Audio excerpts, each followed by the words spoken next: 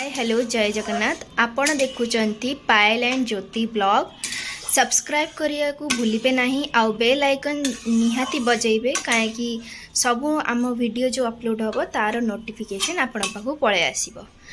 आपण देखुचंती आज हमर वीडियो जाधरे आमे बनेइबू मटर आलू तकारी विथ देसी स्टाइल। आगु आगु देखंतु केमिति केमिति होउची।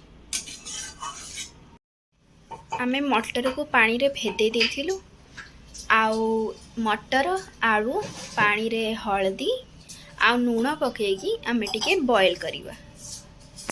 तापरे आमे पियाज को कुचेकी काटी दबा। टमाटर पेस्ट रेडी करना हुआ। अदा रसुण लंका आउ जीरा पेस्ट करिमु। तापरे गरम मसला काश्मीरी मिर्ची चिकन मसला रेडी कर दे। हम कढ़ी रे तेल पकेबा।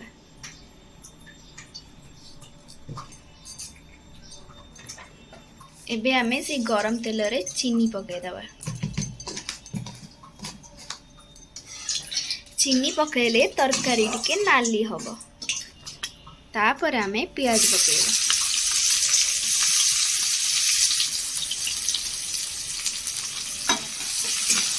तापर हम भलसे गोले दबा।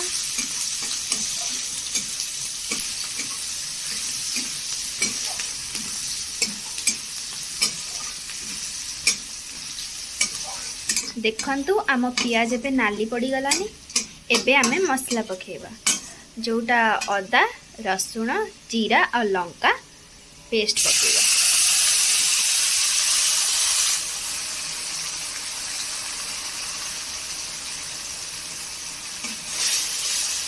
देखंतु एबे मसला टाको आमे भलसे जारीबा।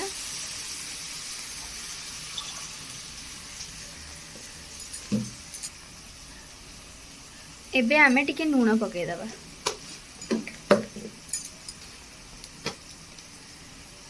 तापरे आमे हळदी पकेबा। तापरे आमे भलसे मसला टाको कसी दबा।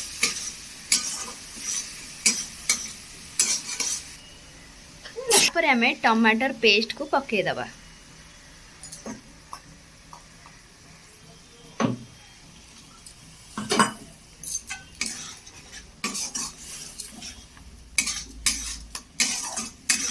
भलसे बे मसला टाको ओळे दबा। तापर आमे कश्मीरी लंका पाउडर पकेबा।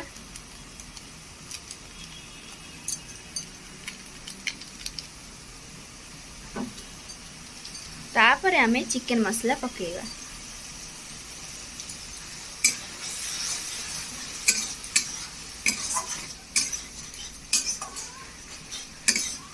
तापर आमे गरम मसला पकेबा।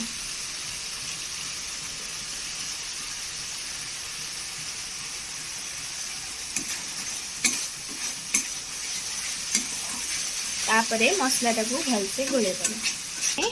मटर आमे जो सिझेइथिलु सेटा को पके दबा। मटर आ आलू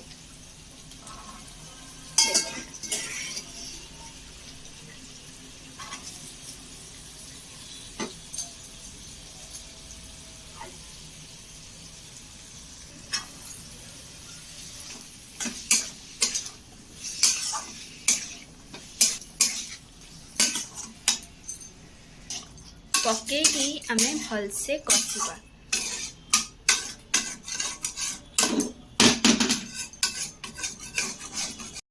मटर आ आलू हमर भलसे कसी जाइए।